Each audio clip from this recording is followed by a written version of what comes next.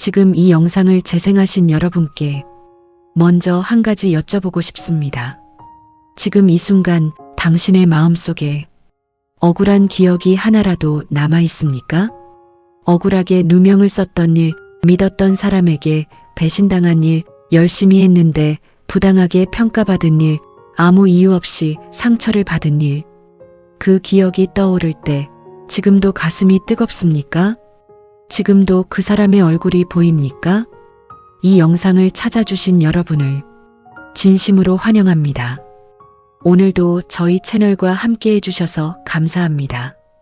영상을 시작하기 전에 아직 구독하지 않으신 분들께 부탁드립니다. 지금 바로 구독 버튼을 눌러주시고 좋아요와 알림 설정까지 해주시면 이런 깊이 있는 지혜의 이야기를 가장 먼저 만나보실 수 있습니다. 오늘 우리가 함께 나눌 이야기는 억울함과 원망에 관한 것입니다.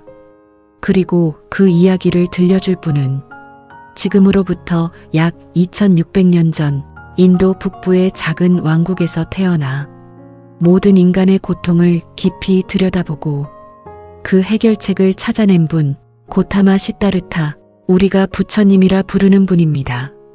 부처님은 말씀하셨습니다. 원망을 품는 것은 뜨거운 숯을 손에 쥐고 상대방에게 던지려 하는 것과 같다. 가장 먼저 타는 것은 당신의 손이다. 이 한 문장 안에 오늘 우리가 탐구할 모든 것이 담겨 있습니다. 억울한 일을 당했을 때 우리는 왜 원망을 내려놓아야 하는지, 어떻게 내려놓을 수 있는지, 그리고 내려놓은 이후의 삶이 어떻게 달라지는지 지금부터 그 여정을 함께 시작하겠습니다.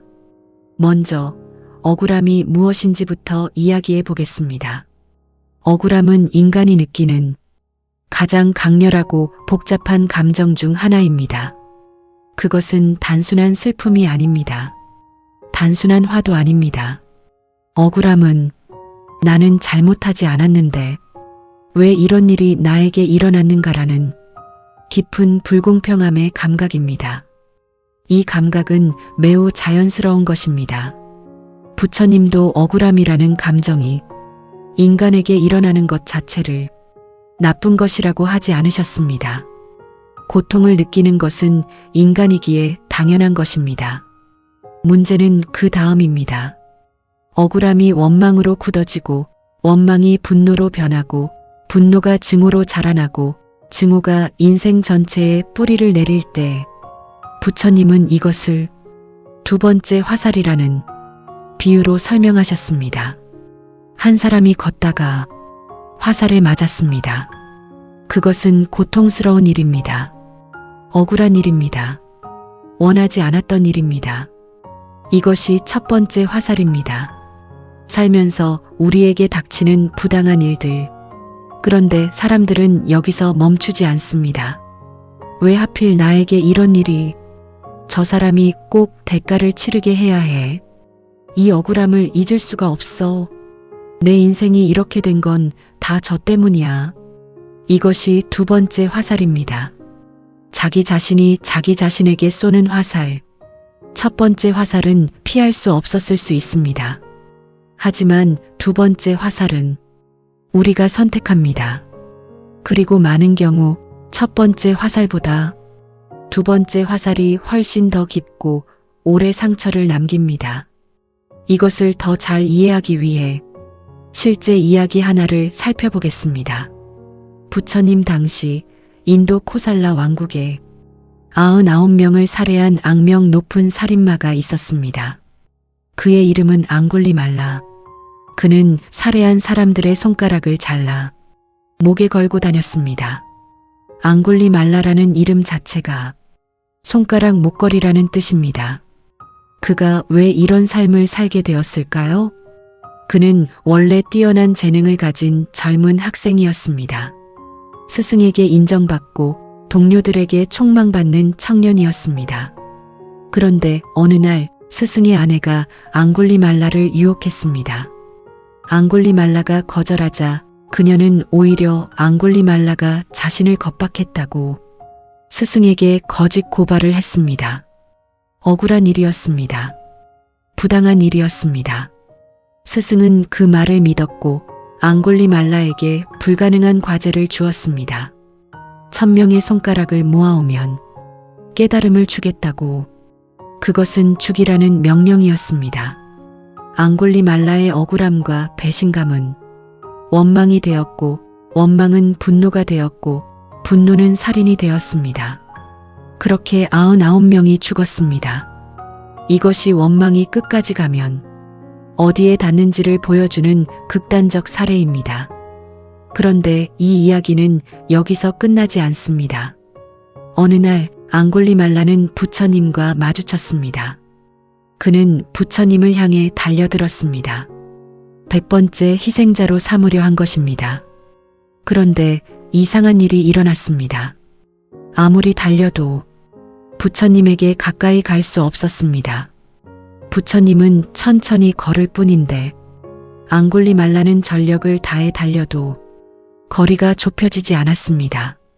앙골리말라가 외쳤습니다. 멈춰라. 부처님이 돌아서며 말씀하셨습니다. 나는 이미 멈추어 있다. 멈추지 못한 것은 너다. 이 한마디가 앙골리말라의 심장을 꿰뚫었습니다. 나는 이미 멈추어 있다. 부처님이 멈춘 것은 발걸음이 아니었습니다. 증오였습니다. 원망이었습니다. 누군가를 해치려는 충동이었습니다. 반면 앙골리말라는 달리고 있었습니다.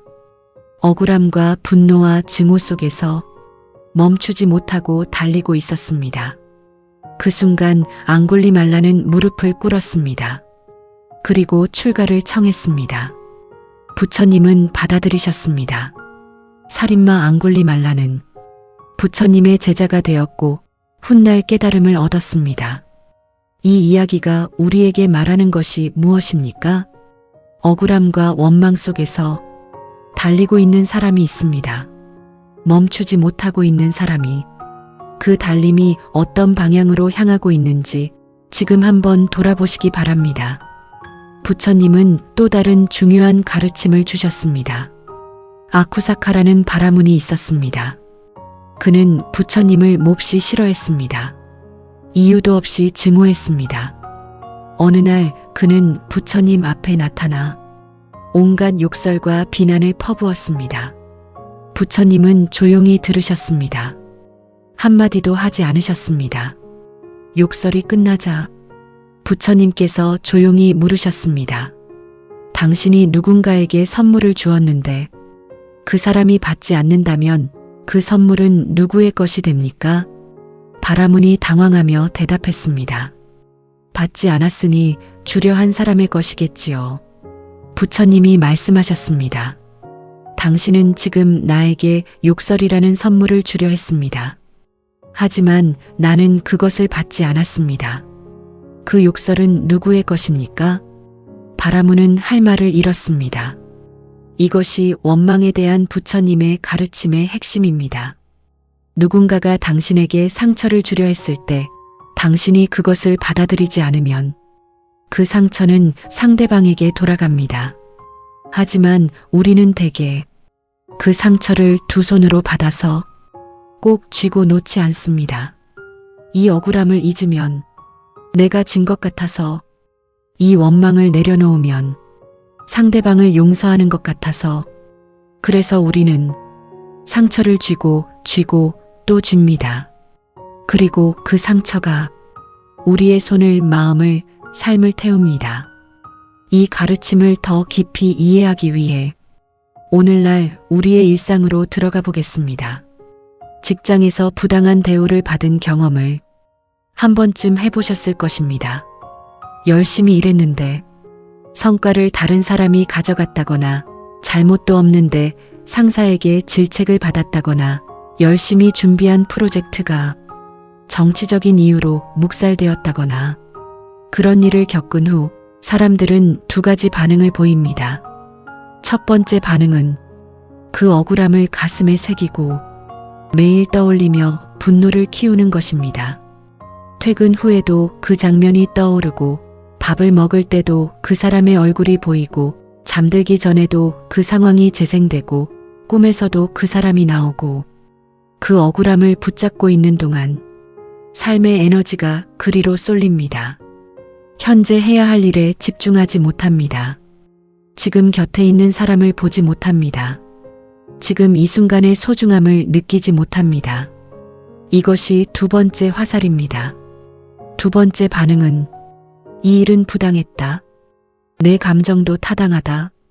하지만 이 감정이 내 삶 전체를 지배하게 두지는 않겠다. 라고 선택하는 것입니다. 이것이 원망을 내려놓는다는 것의 진짜 의미입니다. 내려놓는 것은 괜찮다고 말하는 것이 아닙니다. 그 일이 옳았다고 말하는 것이 아닙니다. 상대방을 무죄로 선언하는 것이 아닙니다. 내려놓는 것은 나는 그 일에 내 남은 삶을 담보로 잡히지 않겠다는 선언입니다. 이제 현대과학이 이것에 대해 무엇을 말하는지 살펴보겠습니다. 스탠퍼드 대학교의 용서 프로젝트를 이끈 프레드 루스킨 박사의 연구에 따르면 원망과 분노를 오래 품은 사람들은 그렇지 않은 사람들에 비해 혈압이 높고 면역 기능이 저하되며 심혈관 질환 위험이 증가한다고 합니다. 반면 원망을 내려놓고 용서를 실천한 사람들은 혈압이 낮아지고 수면의 질이 개선되고 우울감이 줄어들고 전반적인 삶의 만족도가 높아졌습니다. 원망은 비유가 아닙니다. 그것은 문자 그대로 우리 몸을 병들게 합니다. 또 다른 연구에서는 원망을 품은 사람의 뇌를 fMRI로 촬영했을 때 편도체 감정 처리가 과활성화되고 전두엽이성적 판단의 기능이 저하되는 것이 관찰되었습니다. 즉, 원망 상태에 있는 사람은 이성적 판단 능력 자체가 떨어집니다.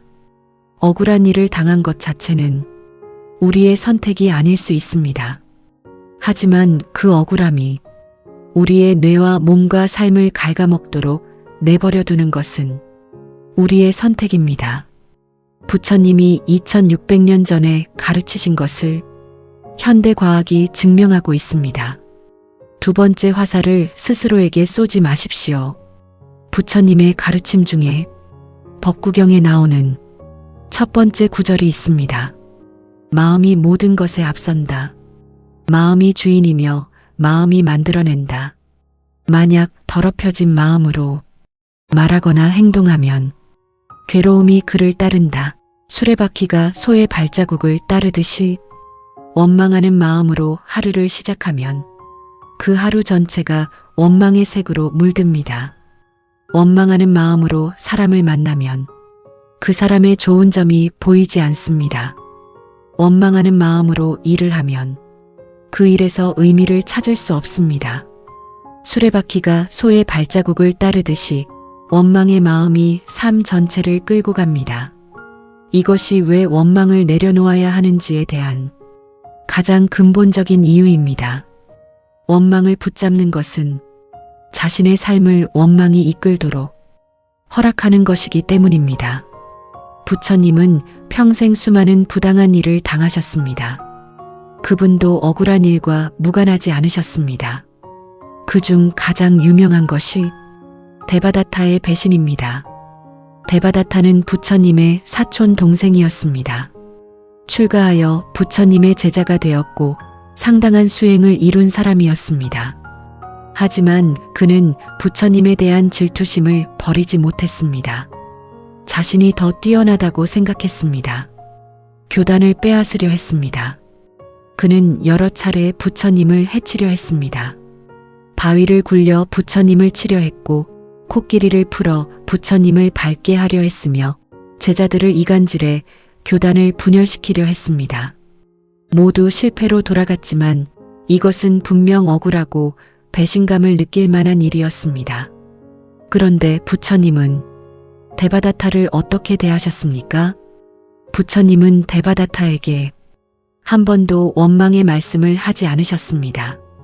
오히려 그를 가리켜 언젠가는 그도 깨달음에 이를 것이라고 하셨습니다. 한 제자가 여쭈었습니다. 세존이시여, 데바다타가 저토록 나쁜 일을 했는데 어떻게 원망이 없으십니까? 부처님이 대답하셨습니다. 원망은 원망으로 사라지지 않는다. 오직 원망하지 않음으로써 사라진다. 이것이 오래된 진리다. 이것이 법구경에 나오는 유명한 구절입니다. 원한은 원한으로서 풀리지 않는다. 원한 없음으로써만 풀린다. 이것은 영원한 진리다. 데바다타에게 원망으로 대응했다면 부처님도 원한의 사슬에 묶였을 것입니다. 하지만 부처님은 그 사슬을 잡지 않으셨습니다. 이제 조금 더 개인적인 이야기로 들어가 보겠습니다. 원망을 내려놓는 것이 왜 그렇게 어렵습니까? 그것은 원망이 우리에게 무언가를 주기 때문입니다. 이상하게 들릴 수 있습니다. 원망이 도대체 무엇을 준다는 것입니까? 원망은 몇 가지 심리적 기능을 합니다. 첫 번째로 원망은 우리를 피해자의 위치에 놓아줍니다. 피해자의 위치는 어느 면에서 편안합니다. 내가 잘못한 것이 없습니다. 내 실패의 책임이 상대방에게 있습니다. 나는 더 노력하지 않아도 됩니다. 왜냐하면 어차피 저 사람 때문에 안 되는 것이니까. 이 위치가 자아를 보호하는 방어막이 됩니다. 하지만 이 방어막이 동시에 감옥이 됩니다. 피해자의 위치에 머무는 한 삶의 주도권이 나에게 없습니다. 항상 상대방의 행동에 의해 내 삶이 규정됩니다. 두 번째로 원망은 정의감을 충족시켜줍니다. 저 사람이 잘못했다는 것을 내가 알고 있다. 이 인식이 일종의 도덕적 우위감을 줍니다. 하지만 이 우위감이 실제로 우리의 삶을 나아지게 만들지는 않습니다. 상대방이 잘못했다는 것을 아무리 확인해도 그것이 내 상처를 치유하지는 않습니다. 세 번째로 원망은 포기의 변명이 됩니다. 저 사람 때문에 내 꿈이 무너졌다. 이 원망이 있는 한 다시 시작할 이유가 없습니다. 원망을 내려놓는 순간 나는 다시 내 삶의 책임자가 됩니다. 그것이 두렵습니다. 부처님은 이 두려움을 아셨습니다. 그래서 원망을 내려놓으라고 하신 것은 단순한 도덕적 명령이 아닙니다. 그것은 삶의 주도권을 다시 자신에게 돌려오라는 초대입니다. 부처님의 또 다른 이야기를 살펴보겠습니다. 어느 날 부처님 앞에 몹시 화가 난 여인이 찾아왔습니다. 그녀의 이름은 키사 고타미였습니다. 그녀는 갓난아이를 잃었습니다. 사랑하는 아이가 갑자기 병으로 죽었습니다. 그녀는 죽은 아이를 안고 마을을 돌아다니며 아이를 살릴 약을 구했습니다. 모든 사람이 고개를 저었습니다. 일부는 그녀를 미쳤다고 했습니다. 억울했습니다. 부당했습니다. 왜 나의 아이여야 했습니까? 그녀는 부처님을 찾아왔습니다. 아이를 살릴 약을 주십시오. 부처님은 말씀하셨습니다. 약은 드릴 수 있습니다. 하지만 그 약의 재료가 필요합니다. 마을에서 겨자씨를 구해 오십시오. 단 한 가지 조건이 있습니다. 죽음이 찾아간 적 없는 집에서 가져온 것이어야 합니다. 키사 고타미는 달려갔습니다. 첫 번째 집 문을 두드렸습니다. 겨자씨가 있으십니까? 있습니다. 혹시 이 집에 죽음이 찾아온 적 있습니까? 있지요. 작년에 남편이 세상을 떠났습니다. 두 번째 집, 이 집에서 죽은 분이 있습니까? 예. 할머니가 돌아가셨습니다. 세 번째 집, 네 번째 집, 다섯 번째 집, 마을 전체를 돌았습니다. 죽음이 찾아오지 않은 집은 단 한 집도 없었습니다. 키사 고타미는 해가 질 무렵 부처님께 돌아왔습니다. 빈손으로, 그리고 무언가를 알아버렸습니다. 죽음과 이별과 상실은 나에게만 찾아온 것이 아니라는 것을, 억울한 일은 나에게만 일어나는 것이 아니라는 것을, 이 세상의 모든 사람이 저마다의 화살을 맞고 살아간다는 것을, 그 깨달음이 그녀의 원망을 슬픔으로, 슬픔을 이해로, 이해를 자비로 바꾸었습니다. 이것이 부처님이 가르치신 무상의 통찰입니다. 모든 것은 변합니다. 고통도 변합니다. 억울함도 영원하지 않습니다. 그리고 억울함은 나만의 것이 아닙니다. 이 인식이 원망을 녹이는 힘이 있습니다. 이제 구체적인 실천법으로 넘어가겠습니다. 부처님의 가르침을 바탕으로 실제로 원망을 내려놓는 방법을 하나씩 살펴보겠습니다. 첫 번째 실천은 원망과 나 사이의 공간 만들기입니다. 원망이 올라올 때 그 감정과 자신을 동일시하지 않는 것입니다. 나는 원망스럽다가 아니라 지금 원망의 감정이 일어나고 있다 라고 바라보는 것입니다. 이것이 불교에서 말하는 관찰자의 시각입니다. 원망이 일어나는 것을 막을 수는 없습니다. 하지만 그 원망을 나라고 믿지 않을 수 있습니다. 구름이 하늘을 지나갑니다. 구름이 하늘은 아닙니다. 원망이 마음을 지나갑니다. 원망이 나는 아닙니다. 이 인식의 전환이 원망을 내려놓는 첫 번째 문을 엽니다. 실천 방법은 간단합니다. 억울한 감정이 올라올 때 잠시 눈을 감고 심호흡을 3번 하십시오. 그리고 속으로 말하십시오. 지금 원망의 감정이 일어나고 있다. 이것은 감정이다. 감정은 지나간다. 이 짧은 문장이 원망과 나 사이에 작은 공간을 만들어줍니다. 그 공간에서 이성이 자라납니다. 두 번째 실천은 자해명상입니다. 자해명상은 부처님이 직접 가르치신 가장 강력한 원망 해소 수련 중 하나입니다. 자해는 모든 존재가 행복하기를 바라는 마음입니다. 자해명상의 기본 방법은 이렇습니다. 먼저 편안하게 앉아 눈을 감습니다. 천천히 호흡을 고릅니다. 그리고 먼저 자기 자신에게 말합니다. 내가 행복하기를, 내가 건강하기를, 내가 평화롭기를, 내가 고통에서 벗어나기를. 많은 사람들이 여기서 막힙니다. 자신을 사랑하는 것이 낯설거나 어색하기 때문입니다. 하지만 자신에 대한 자해 없이 타인에 대한 자해는 피상적이 됩니다. 자신을 향한 자해가 자리 잡으면 다음으로 사랑하는 사람을 떠올립니다. 이 사람이 행복하기를, 이 사람이 건강하기를, 이 사람이 평화롭기를, 그 다음 중립적인 사람, 그 다음 어려운 사람, 그리고 마지막으로 가장 어렵습니다만 나를 억울하게 한 바로 그 사람을 떠올립니다. 억지로 사랑할 필요가 없습니다. 단지 마음속으로 말해보십시오. 당신도 고통받는 존재입니다. 당신도 행복하기를 원하는 존재입니다. 당신이 행복하기를, 당신이 고통에서 벗어나기를. 처음에는 거짓말처럼 느껴질 수 있습니다. 마음에도 없는 말처럼 느껴질 수 있습니다. 하지만 연구에 따르면 이 자해명상을 8주간 꾸준히 실천한 사람들은 분노와 원망 수준이 현저히 낮아지고 행복감과 연민의 감각이 높아졌습니다. 이것은 감정을 억누르는 것이 아닙니다. 감정의 방향을 바꾸는 것입니다. 세 번째 실천은 억울함의 편지 쓰기입니다. 억울한 감정을 내면에 가두지 말고 밖으로 꺼내는 것입니다.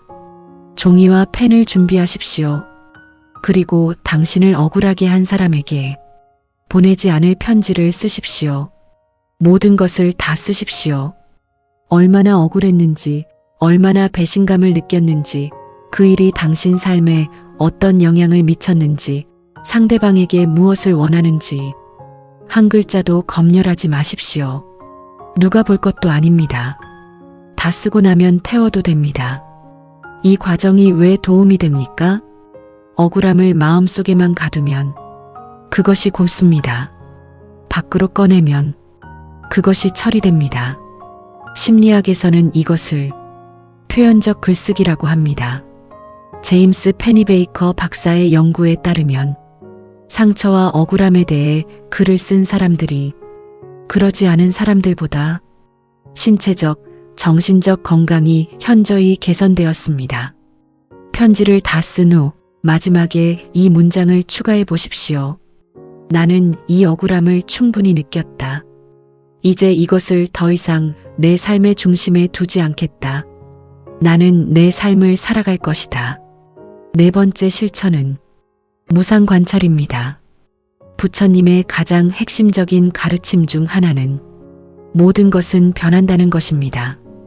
억울한 일도, 그 억울함을 준 사람도, 그 감정 자체도 변합니다. 5년 후, 10년 후, 20년 후에도 지금 이 원망이 똑같이 뜨겁게 느껴질까요? 우리의 경험을 돌아보면 알 수 있습니다. 10년 전에 몹시 억울했던 일을 떠올려 보십시오. 그 일이 여전히 똑같이 아립니까? 아니면 그 감도가 많이 줄어들었습니까? 대부분의 경우 줄어들었을 것입니다. 시간이 지나면 변합니다. 모든 것이. 이것을 알면 지금의 원망에 대해서도 조금 다르게 볼 수 있습니다. 이 감정도 지나갈 것이다. 이것도 변할 것이다. 10년 후에 나는 이것을 지금과 다르게 볼 것이다. 이 무상의 인식이 원망의 절대성을 부드럽게 해줍니다. 그리고 그 부드러움 속에서 내려놓을 공간이 생깁니다. 다섯 번째 실천은 고통 속에서 성장 찾기입니다. 부처님은 고통을 부정하지 않으셨습니다. 오히려 고통을 직시하는 것에서 가르침이 시작된다고 하셨습니다. 첫 번째 성스러운 진리인 고는 삶에는 고통이 있다입니다. 이 진리를 받아들이는 것이 불교 수행의 시작입니다. 억울한 일을 당했을 때 그것을 부정하거나 외면하는 것이 아니라 이 고통이 나에게 무엇을 가르쳐 주고 있는가를 묻는 것. 이것이 고통을 통한 성장입니다. 억울하게 누명을 쓴 경험이 당신에게 무엇을 가르쳐 주었습니까? 사람을 더 신중하게 믿는 것, 자신의 경계를 지키는 것, 부당한 상황에서 자신을 지키는 방법, 혹은 그런 상황에 처한 다른 사람을 도울 수 있는 공감 능력. 고통은 소화되면 지혜가 됩니다. 소화되지 못한 고통만이 원망으로 남습니다. 여섯 번째 실천은 상대방의 고통 이해하기입니다. 이것이 가장 어려운 실천입니다. 당신을 억울하게 한 사람에게도 그 사람 나름의 고통이 있었을 것입니다. 이것은 상대방을 변명해 주는 것이 아닙니다. 상대방의 행동이 옳았다는 것도 아닙니다. 하지만 부처님은 말씀하셨습니다. 고통받는 자가 고통을 만들어낸다. 누군가를 부당하게 대우한 사람은 대부분 자신도 어딘가에서 부당한 대우를 받아왔습니다. 그것이 그들의 행동을 정당화하지는 않습니다. 하지만 이해하게 만들 수 있습니다. 이해는 공감이 아닙니다. 이해는 정당화도 아닙니다. 이해는 단지 저 사람도 불완전한 인간이다라는 인식입니다.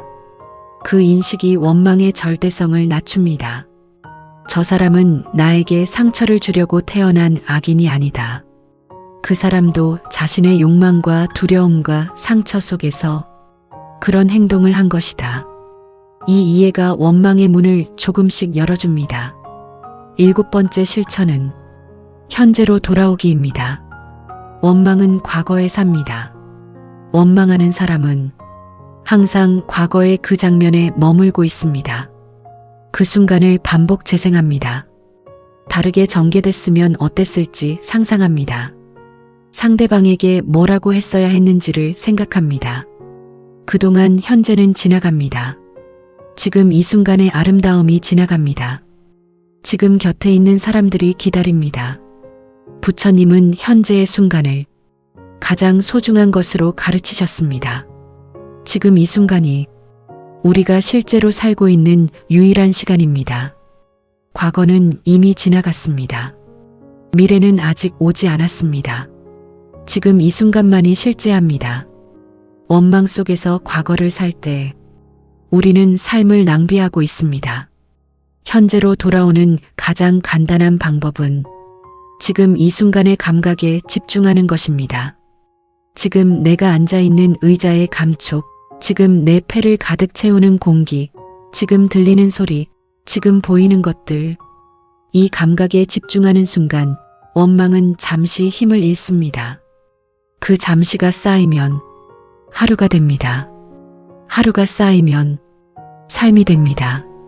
이제 마지막으로 원망을 내려놓는다는 것의 진짜 의미를 정리해 보겠습니다. 많은 분들이 이런 걱정을 하십니다. 원망을 내려놓으면 상대방이 아무 대가를 치르지 않는 것 아닌가요? 그것이 불공평하지 않나요? 깊이 공감합니다. 이 걱정은 매우 자연스럽습니다. 하지만 부처님은 말씀하셨습니다. 모든 행위에는 과보가 따른다. 업의 법칙이 있습니다. 상대방이 한 부당한 행위는 그 사람 자신의 삶에 반드시 영향을 미칩니다. 그것이 당신의 눈에 보이지 않을 수도 있습니다. 당신이 원하는 방식으로 나타나지 않을 수도 있습니다. 당신이 살아있는 동안 일어나지 않을 수도 있습니다. 하지만 뿌린 대로 거둔다는 진리는 동서고금을 막론하고 모든 지혜 전통이 인정하는 것입니다. 당신이 원망을 내려놓는다는 것은 상대방의 잘못을 없는 것으로 만드는 것이 아닙니다. 당신이 그 심판자 역할을 내려놓는 것입니다. 왜냐하면 당신이 원망을 붙잡고 있는 동안 당신은 그 심판의 무게를 짊어지고 있기 때문입니다. 그 무게가 당신의 몸을, 마음을, 삶을 짓누릅니다. 그 무게를 내려놓는 것, 그것이 원망을 내려놓는 것의 진짜 의미입니다. 상대방을 위한 것이 아닙니다. 당신 자신을 위한 것입니다. 한 가지 마지막 이야기를 드리겠습니다. 암파팔리는 당시 인도에서 유명한 기녀였습니다. 신분이 낮았고 사회적으로 천대받는 존재였습니다. 억울한 일이 없었겠습니까? 부당한 일이 없었겠습니까? 그녀가 살았던 신분제 사회에서 그녀의 삶은 선택의 여지가 거의 없는 것이었습니다. 어느 날 그녀는 부처님을 뵙고 가르침을 받았습니다. 부처님은 그녀를 천대하지 않으셨습니다. 그녀의 신분을 문제 삼지 않으셨습니다. 그녀를 온전한 한 인간으로 보셨습니다. 암파팔리는 자신의 망고 숲을 부처님과 교단에 보시했습니다. 당시 그 숲은 매우 귀한 것이었습니다. 그녀가 부처님께 무엇을 얻었습니까? 신분이 바뀐 것이 아닙니다. 사회가 바뀐 것이 아닙니다. 그녀는 억울한 현실을 원망의 대상으로 붙잡지 않는 법을 배웠습니다. 자신의 처지를 있는 그대로 받아들이면서 그 안에서 할 수 있는 최선을 하는 것, 그리고 그 과정에서 자유로워지는 것. 이것이 부처님이 그녀에게 그리고 우리 모두에게 주신 선물입니다. 억울한 일을 당했을 때 당신은 선택할 수 있습니다.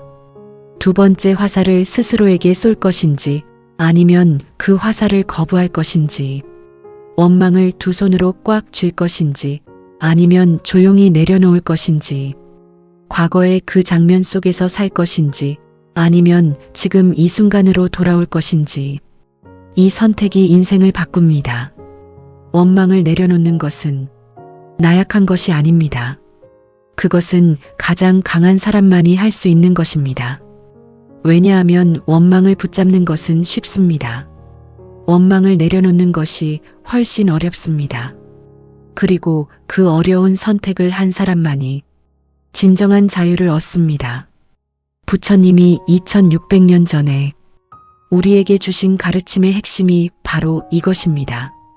원한은 원한으로서 풀리지 않는다. 원한 없음으로써만 풀린다. 오늘 당신의 마음속에 남아있는 억울함 하나를 떠올려 보십시오. 그리고 조용히 말해 보십시오. 나는 충분히 아팠다. 이제 이것을 내려놓는다. 나는 내 삶을 살아갈 것이다. 그 한마디가 당신의 삶에서 두 번째 화살을 뽑아내는 시작이 될 것입니다. 원망을 내려놓는 것에 대해 한 가지 더 깊이 이야기해야 할 것이 있습니다. 그것은 용서와 내려놓음의 차이입니다.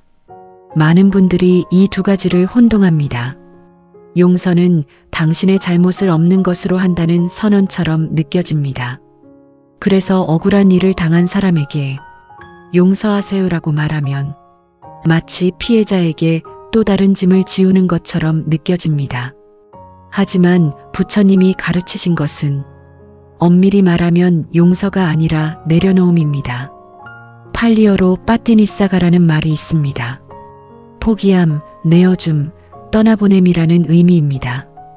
이것은 상대방에게 무언가를 해주는 것이 아닙니다. 나 자신을 위해 무거운 짐을 내려놓는 것입니다. 당신이 10kg의 돌을 3년 동안 등에 지고 다녔다고 상상해 보십시오. 그 돌을 내려놓는 것이 돌을 들었던 사람을 위한 것입니까? 아니면 나 자신을 위한 것입니까? 당연히 나 자신을 위한 것입니다. 원망을 내려놓는 것도 마찬가지입니다. 상대방이 용서받을 자격이 있는지 없는지 그것은 지금 이 순간 중요하지 않습니다. 내가 그 무게에서 자유로워지는 것, 그것이 먼저입니다. 이 관점의 전환이 매우 중요합니다. 저 사람을 위해 용서한다가 아니라 나를 위해 내려놓는다. 이 한 글자의 차이가 내려놓음을 훨씬 더 가능하게 만들어줍니다. 또 하나 이야기해야 할 것이 있습니다.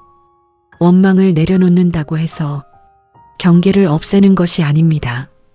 부처님은 자비롭고 평화로운 분이셨지만 그분의 삶에서 경계가 없었던 것이 아닙니다. 데바다타가 교단을 분열시키려 했을 때 부처님은 그를 내쫓으셨습니다. 원망하지 않으면서도 부당한 것은 분명히 부당하다고 하셨습니다. 이것이 핵심입니다. 원망을 내려놓는다는 것은 다시 상처받아도 괜찮다는 것이 아닙니다.